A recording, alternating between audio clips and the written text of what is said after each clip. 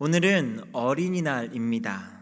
우리 아이들이 참 많이 기다렸던 날이고 저희 집에도 어린아이들이 있는데 이 날이 가는 게 얼마나 아쉬운지 시간이 몇 시간 남았다라고 이야기하고 오늘 비가 와서 마음껏 놀지 못한 것에 아쉬워하면서 그렇게 지금 이 시간 아마 시간을 보내고 있지 않나라는 생각이 듭니다. 그래도 일반적으로 아이들은 학교도 안 가고 뭐 여기저기서 선물도 받고요. 가장 행복한 하루 하나를 꼽자면 이 어린이날, 이 날을 꼽지 않을까 생각을 합니다. 그럼에도 불구하고요, 여전히 사각지대에서는 소외당하고 학대받는 아이들이 있다라는 것이 우리의 마음으로 하여금 참 많이 기도해야겠다라는 생각을 갖게 합니다.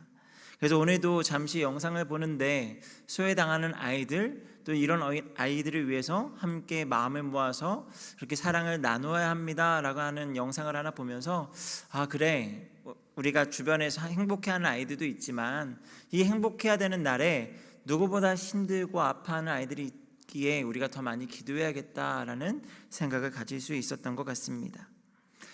왜냐하면 여전히 아이들은요, 예나 지금이나 소외받고 무시당하고 그렇게 영향력이 없는 어떤 계층에 속해 있기 때문입니다. 오늘 말씀에서도 사회에서 무시당하는 계층의 하나인 어린아이를 중심으로 이야기를 하며 아이들을 사랑하시는 예수님의 모습을 우리에게 보여주고 있습니다. 그런데 이 말씀은 단지 어린아이들을 세워주는 말씀, 이것이 끝이 아니고요, 동시에 이 말씀을 듣는 어른들에게 아주 유한 말씀이기에 오늘 저와 여러분에게 하나님의 크신 은혜가 이 말씀을 통해 흘러가기를 주님의 이름으로 축복합니다. 사람들은 대개 서열, 자리 이런 것들에 참 민감해합니다. 그리고 열광하기까지 하고요, 이것을 인생의 목표로 삼는 사람들도 있습니다. 높은 곳에 오르기 원하고 큰 권세로 다른 사람들 위에 서는 것, 이것을 사람들은 많이 꿈꾸게 됩니다. 예수님의 제자들도 예외는 아니었는지 정말 예수님을 따라다니는 3년 내내 예수님이 십자가에 못 박히시기 얼마 전까지도 이런 논쟁을 했던 것을 보면 아마도 예수님이 불러주셔서 제자 삼는 그 순간부터 이 무언가 특별한 분을 통하여서 내 인생이 뭔가 달라질 수 있겠구나라고 하는 기대가 있었던 것 같고요. 그리고 주변에서 많은 사람들이 예수님을 선생님 따르니 자신들의 지위도 많이 올라가는 것 같은 느낌을 가졌던 것 같습니다. 그래서 그들이 여전히 서열의 싸움을 하고 있는 거죠. 천국에도 과연 서열이 있을까? 아마 누군가 이야기를 시작을 했겠죠. 그리고 서열이 있다면 우리 중 누가 이 서열의 첫 번째 오를 것인가, 이걸 가지고 계속적으로 이야기를 하는 겁니다. 그래서 그들은 예수님께 물었죠. 예수님, 천국에서는 누가 서열 첫 번째입니까? 라고 묻습니다. 누가 천국에서 가장 큰 자입니까? 라고 묻죠. 여러분은 이 질문에 대해서 어떻게 생각을 하십니까? 천국에서 누가 큰 자인가? 여러분, 천국에 큰 자라는 개념이 있을까요? 천국에 정말 누가 더 큰가라고 하는 개념이 있을까요? 제 생각엔 천국에 이런 어떤 크고 작은 자, 서열이 있다라고 한다면 그곳은 천국이 아니다라고 생각을 합니다. 왜냐하면 예수님께서 또 성경 말씀을 통해서 우리에게 소개되어지는 하나님 말씀 가운데 우리가 알 수 있는 천국은요, 그렇게 무언가 사람의 지금 오늘날의 우리의 모습과 같이 높고 낮음의 개념으로 이해되어질 수 있는 곳이 아니기 때문이죠. 그래서인지 예수님께서는요, 제자들이 천국에서 누가 제일 큰 자입니까? 라고 물으셨을 때 그 질문에 대한 답을 하시기는커녕 좀 다른 답을 하시죠. 누가 천국에 들어갈 수 있는가를 말씀을 하십니다. 분명 제자들은 누가 천국에서 큰 자입니까? 라고 물어봤는데 예수님은 누가 천국에 들어갈 수 있는지 이것을 말씀하고 계시다라는 거죠. 예수님이 왜 이와 같이 대답하셨을까를 생각을 하면 천국에 크고 작은 자를 구분하는 것은 아무 의미가 없고 애초에 누가 천국에 들어갈 수 있는지, 그리고 천국 시민으로서 합당한 자질은 무엇인지를 아는 것, 이것이 더 중요하다라는 것을 우리에게 알려주고 계시는 것입니다. 그래서 오늘 말씀을 통해 천국에 합당한 생활, 그것이 무엇인지 우리가 함께 세 가지로 짧게 은혜를 나누고자 합니다. 첫 번째는요, 어린아이와 같이 겸손하게 자기를 낮추는 것, 이것이 천국에 합당한 생활인 줄 믿습니다. 제자들은 아마도 이 논쟁을 하면서 천국에 누가 제일 큰 자인가 라고 이야기하는 이 질문 속에 사실 무엇을 기정사실로 이미 베이스로 생각하고 있었습니까? 자신들은 이미 천국에 들어간 사람으로 생각을 하고 있었죠. 그런데 예수님은 어린아이 하나를 불러서 그들 가운데 세우시면서 이렇게 말씀을 하시는 거예요. 우리 3절 말씀을 같이 한번 읽도록 하겠습니다. 3절입니다. 시작.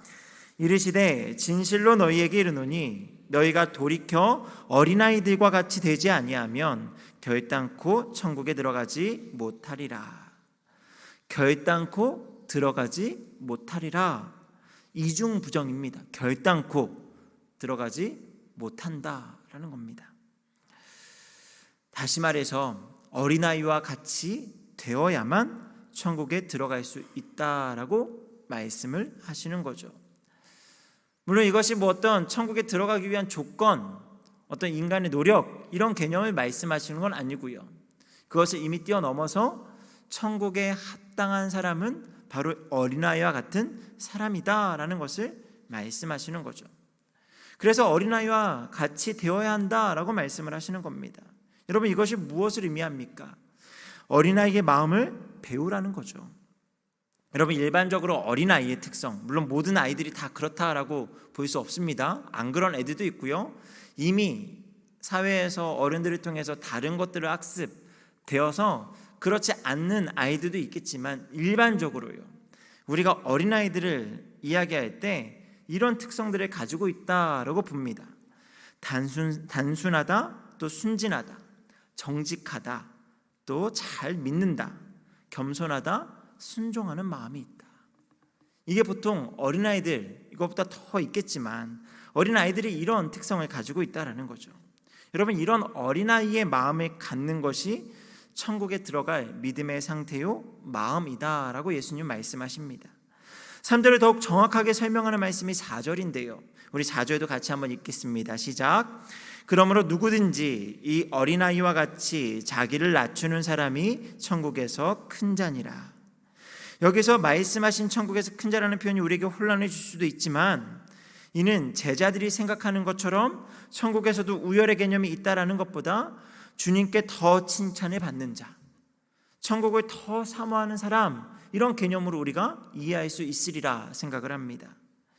초대 교부였던 어거스틴은요, 그리스도인들의 덕목 세 가지를 이야기하는데, 그 세 가지, 첫째는 겸손이고, 둘째도 겸손이고, 셋째도 겸손이다라고 이야기를 했습니다. 우리의 신앙이 성숙해진다라는 것은요, 전 인격적인 변화를 나타내는데 그 안에서 자기를 낮추고 겸손해져야만 한다라고 성경은 이야기합니다. 그래서 사도 바울은 큰 자가 되고자 하는 빌립보 교회 성도들 가운데 다툼이 있는 그들을 향해서 이렇게 권면을 합니다. 우리 빌립보서 2장 5절부터 8절까지의 말씀을요 함께 읽도록 하겠습니다. 시작. 너희 안에 이 마음을 품으라. 곧 그리스도 예수의 마음이니 그는 근본 하나님의 본체시나 하나님과 동등됨을 취할 것으로 여기지 아니하시고 오히려 자기를 비워 종의 형체를 가지사 사람들과 같이 되셨고 사람의 모양으로 나타나사 자기를 낮추시고 죽기까지 복종하셨으니 곧 십자가에 죽으심이라. 여러분, 낮춘다라는 것이 참 힘들고 어렵다라는 거 우리 모두가 잘 알고 있습니다. 높아지고자 하는 건 우리의 기본적인 욕구와 특성이기 때문에 누가 시키지 않아도 높아지는 것에 있어서는 참 자연스러워진데, 낮아진다라는 것은요 참 많이 힘듭니다. 가정에서도 이것을 실천하는 것이 어려워요. 내가 내 아내보다 내 남편보다 낮은 사람이 되어야겠다, 이것이 참 어렵습니다. 자녀들보다 더 낮은 사람이 되어야겠다, 이것이 참 어렵죠. 교회 안에서도 마찬가지입니다. 물론 교회를 막 들어오신 분들을, 새가족분들은 당연히 낮은 자의 마음을 가질 수밖에 없다라고 생각할 수도 있겠지만, 신앙생활이 더 쌓여가고 연차가 지속되고 또 교회에서 또 직분을 갖고 오랫동안 지내다 보면요, 낮은 자의 모습을 갖는 것이 정말 우리가 노력하지 않으면 정말 힘든 것 같습니다. 그래서요, 오늘 예수님께서 말씀하신 것처럼 어린아이와 같이 자기를 낮춤으로 그렇게 날마다 천국을 살아가는 저 여러분 되기를 주님의 이름으로 축복합니다. 두 번째로요, 천국에 합당한 생활은요, 어린아이를 영접하는 삶을 살아야 한다는 것입니다. 우리 5절 말씀을 같이 한번 읽도록 하겠습니다. 5절입니다. 시작. 또 누구든지 내 이름으로 이런 어린아이 하나를 영접하면 곧 나를 영접함이니. 어린이가 대접받지 못하고 어린아이가 소외되는 당시 유대사회의 가치관 속에서 어린이를 데려와서 그들 가운데 어떤 높이는 세우는 그 일도 사실은 사람들 사이에서 충분히 수군거릴 만한 이야기입니다. 이미 사람들 사이에서 어린아이와 같이 되라라고 이야기하는 것 자체가 사람들에게는 납득하기 어려운 어떤 상황이라는 것입니다. 그런데 그 아이를요, 그냥 이야기하는 것으로 끝이 아니라 이 아이를 영접하라라고 이야기하죠. 여러분, 어린아이는 사회적 약자로서요, 존경의 대상이나 영접의 대상이 아닙니다. 실제로 손님을 맞을 때에 우리 집에 손님이 왔다라고 해서 거한상을 차리고 무언가 준비를 하고 이런 개념이 아니죠. 어린아이가 올 때는 조금 편안한 마음으로 영접의 개념이 아니라 그냥 맞는 겁니다. 근데 지금 높이면서 맞으라는 거예요. 그를 섬기라는 겁니다. 여러분, 이것이 천국에 합당한 삶이다라고 말씀하시는 거예요. 어린아이는 실제 우리의 자녀들일 수도 있습니다.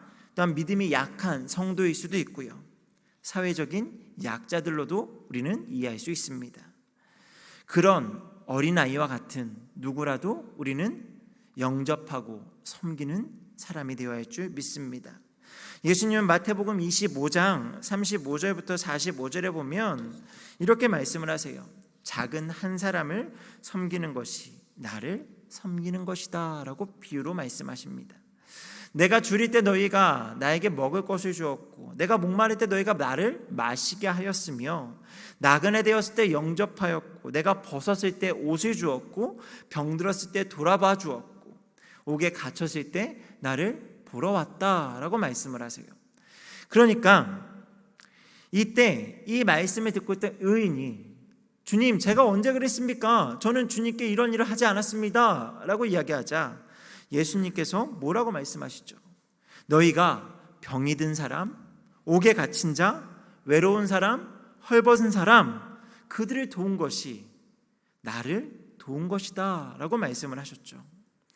연약하고 돌봄이 필요한 사람을 돌보고 섬기는 것, 곧 예수님을 섬기는 것과 동일하다 말씀하시는 겁니다.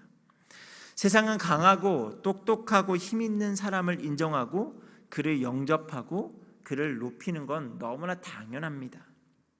반대로요, 연약하고 힘이 없고 어떤 사회적으로 인정받지 못하는 사람들은요, 비방하고 깎아내리는 것이 쉬운 우리의 사회입니다. 하지만 교회는 달라야 된다라는 거죠. 우리 그리스도인은 전혀 달라야 합니다. 세상에서 인정받고 세상에서 힘 있는 사람을 높여주는 것이 교회가 아니고요, 연약하고 힘이 없는 사람들을요 오히려 존대하고 그를 존귀히 여기고 그를 영접하는 것, 그것이 우리 가운데 있어야 할 줄 믿습니다. 우리 가정에 있는 어린아이들을 비롯해서 우리와 함께 신앙생활하는 믿음이 연약한 이들, 또 우리 주변에 도움이 필요한 누구라도 그들을 영접하며 그들을 섬기고 돌볼 수 있는 저와 여러분 되기를 주님의 이름으로 축복합니다. 마지막으로요, 예수님께서 우리에게 말씀하시는 천국에 합당한 생활은요, 작은 자 중 하나라도 실족하지 않게 해야 한다라는 것입니다. 작은 자 중 하나라도 실족하지 않게 해야 된다. 우리 6절을 함께 읽도록 하겠습니다. 6절입니다. 시작. 누구든지 나를 믿는 이 작은 자 중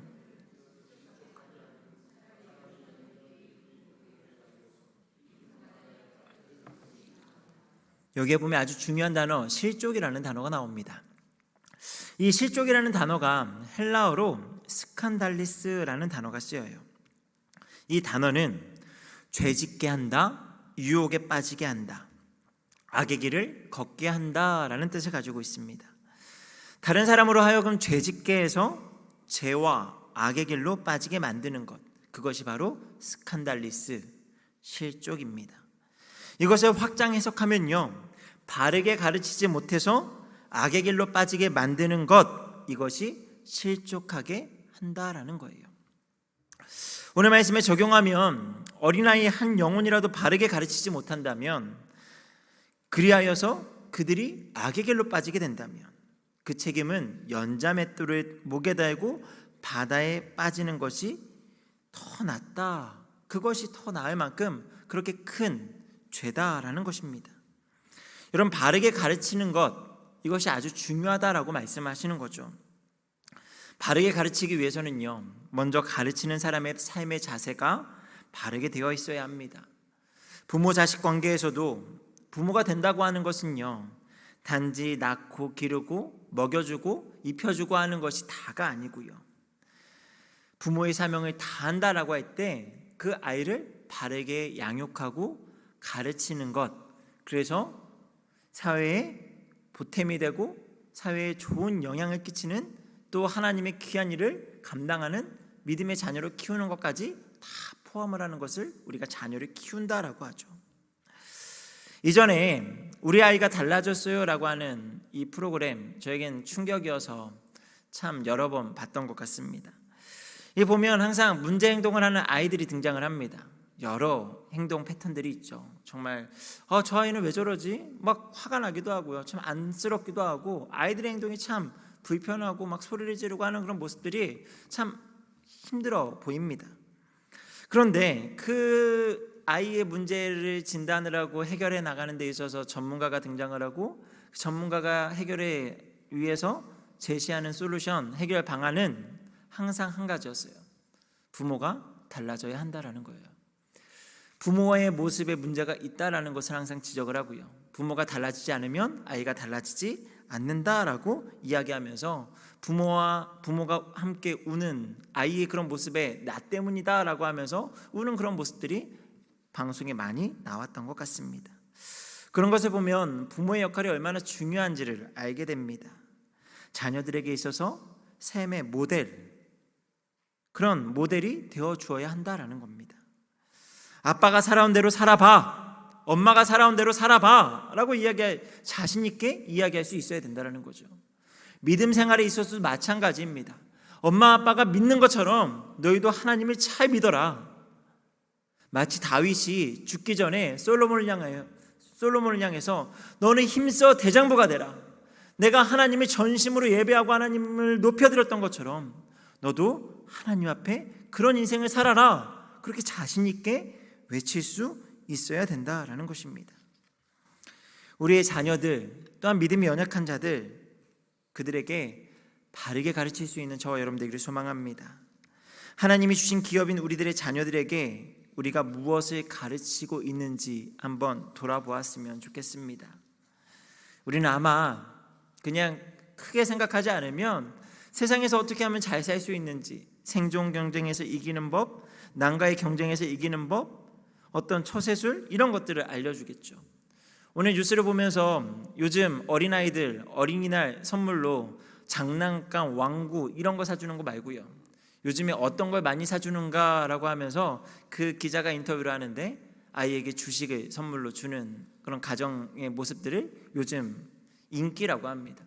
아이가 어릴 때부터 경제적 관념을 가지고 그런 주식이 나중에 훗날 0에서 시작하는 인생이 아니라 조금은 더 높은 곳에서 시작하는 인생을 기대하면서 주식을 선물로 사주는, 물론 아주 나쁘다라고 이야기할 수는 없지만 그런 것을 가르친다면 더 중요한 신앙을 정말 우리가 잘 가르치고 있는지 우리는 점검해야 된다라는 거죠. 하나님을 정말 경외하는 우리의 자녀들로 잘 가르치고 있는지 말이죠. 그래서 성경은 더 중요한 것이 있다라고 말씀을 합니다. 잠언 22장 6절의 말씀입니다. 우리 같이 읽도록 하겠습니다. 시작. 마땅히 행할 길을 아이에게 가르치라. 그리하면 늙어도 그것을 떠나지 아니하리라. 마땅히 행할 길, 주의 교양과 훈계를 반드시 가르쳐야 합니다. 다른 것보다 우선해서 오직 주의 도를 가르치는 믿음의 부모가 되어야 되는 줄 믿습니다.